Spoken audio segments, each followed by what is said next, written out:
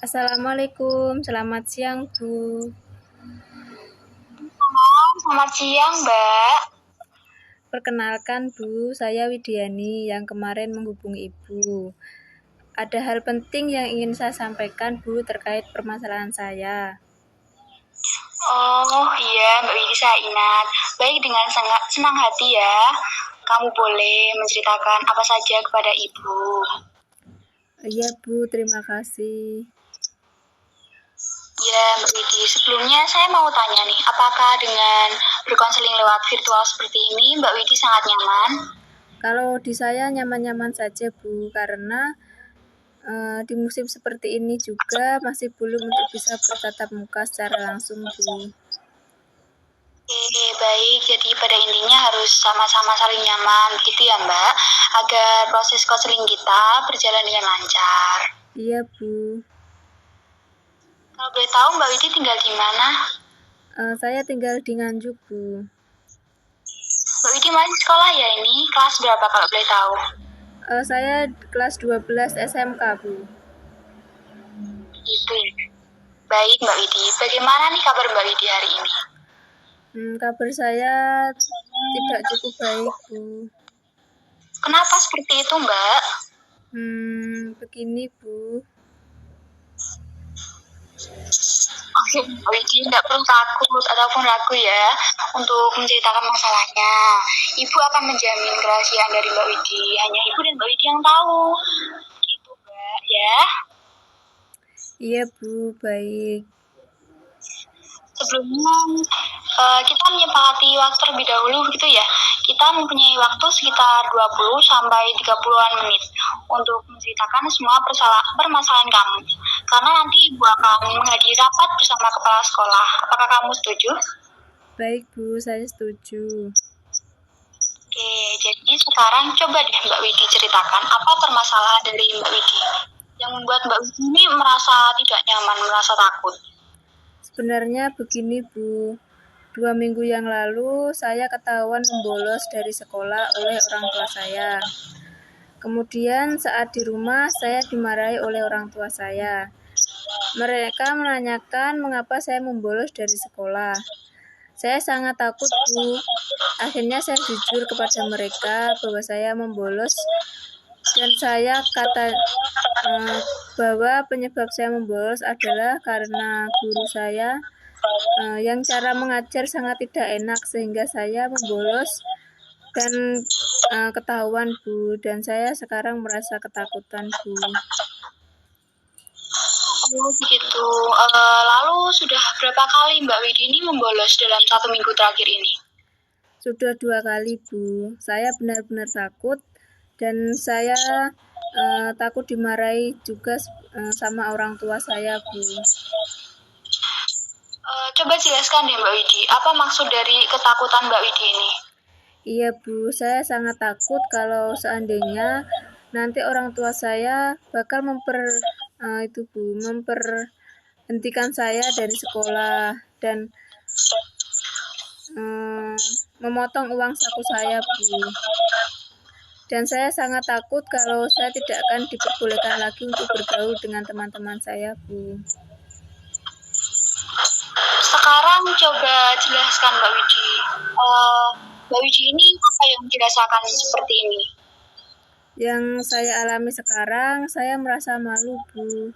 Dan saya sangat tertekan sehingga saya sangat takut dan ingin lari dari masalah yang saya alami ini Bu. Baik Mbak Widi, Ibu mengerti apa yang Mbak Widi rasakan saat ini.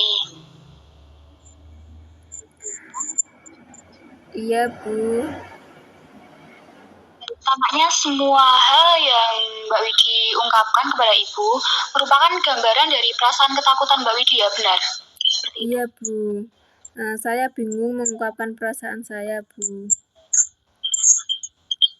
Oke, kalau begitu coba Mbak Widi anggap ya, Ibu ini sekarang sebagai guru mata pelajaran kamu nih, yang membuat kamu ini merasa tidak nyaman di kelas.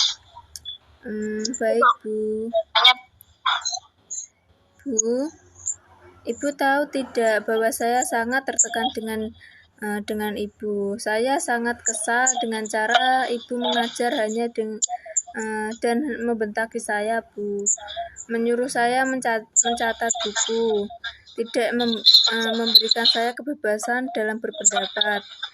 Ibu tahu, saya benar-benar kesal melihat ibu, sehingga saya selalu membolos dari jam pelajaran ibu di kelas ibu biar memperhatikan, dan di kelas ibu memperhatikan perasaan saya di kelas. Baiklah, kalau begitu, sekarang kita telah mengetahui ya bagaimana perasaan dari Mbak Widi kepada guru yang membuat Mbak Widi ini sering membolos dari sekolah. Sedangkan fokus permasalahan kita sekarang adalah perilaku membolos dari Mbak Widi. Mengenal tindakan membolos ini, apakah dari Mbak Widi ini merasa bagian dari tindakan pelarian atau rasa ketidakpuasan gitu Mbak atas guru tersebut? Iya, Bu, kalau mengingat guru itu saya benar-benar emosi dan terbawa suasana marah, Bu.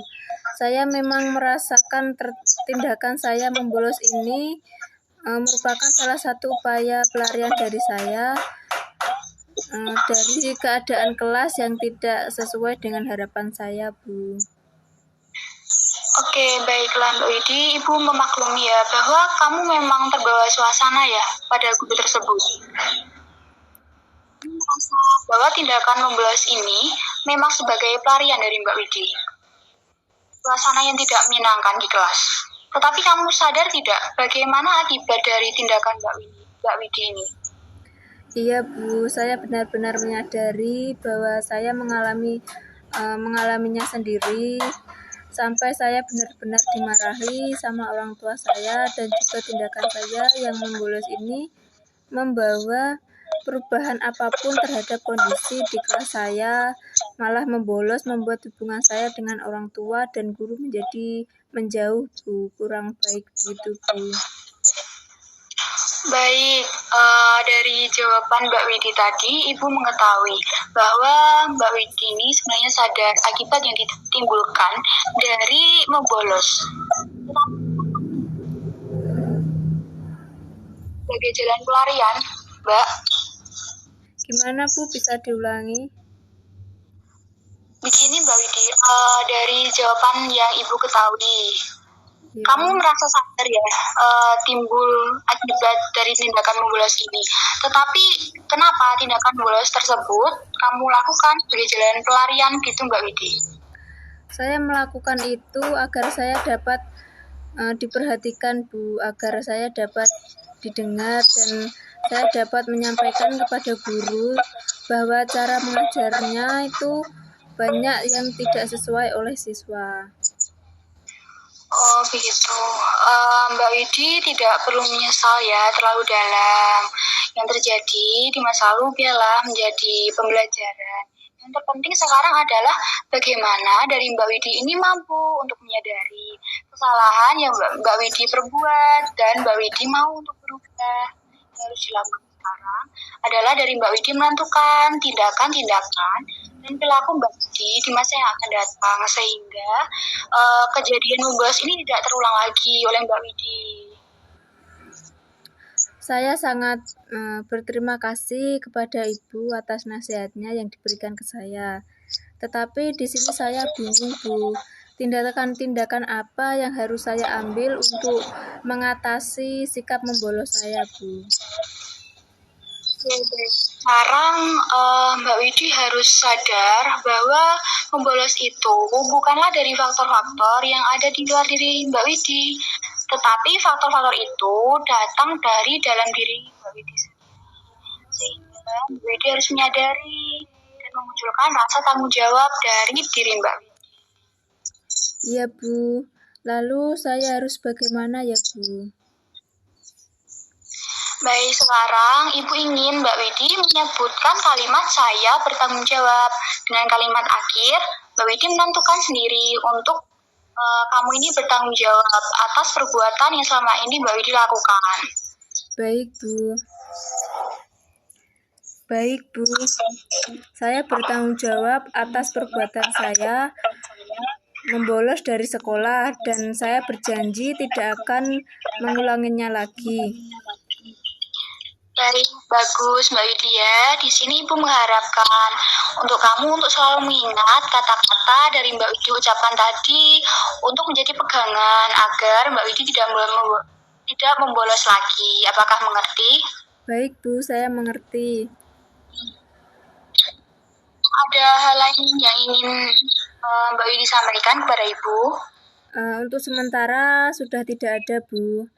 Lalu saya mengucapkan terima kasih karena Ibu sudah mau meluangkan waktu untuk mendengar masalah yang saya hadapi hari ini, Bu.